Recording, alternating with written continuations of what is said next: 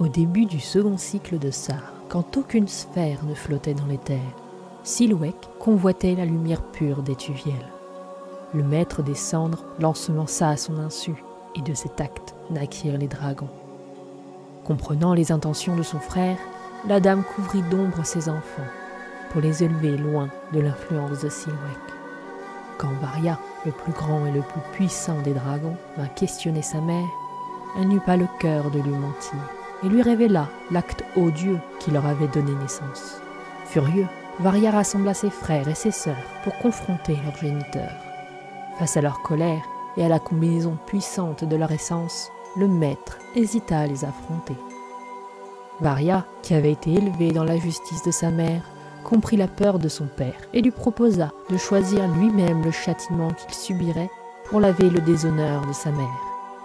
Silouek prit sa compassion pour de la pitié, et cette offense attisa la rage en lui. Libéré de toute peur, il condamna tous les dragons à mourir.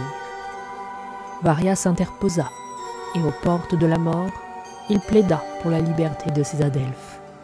Le courage et la vaillance du dragon apaisèrent le maître, qui consentit à adoucir sa sentence, et à faire endosser l'offense à Varia seul.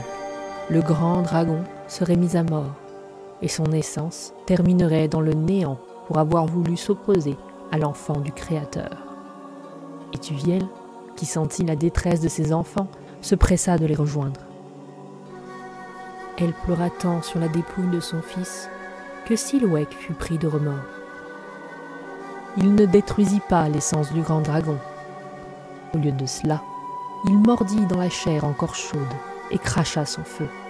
Le dragon se pétrifia et la cendre recouvrit son corps, permettant ainsi à son âme d'attendre la fin de ses cycles pour renaître.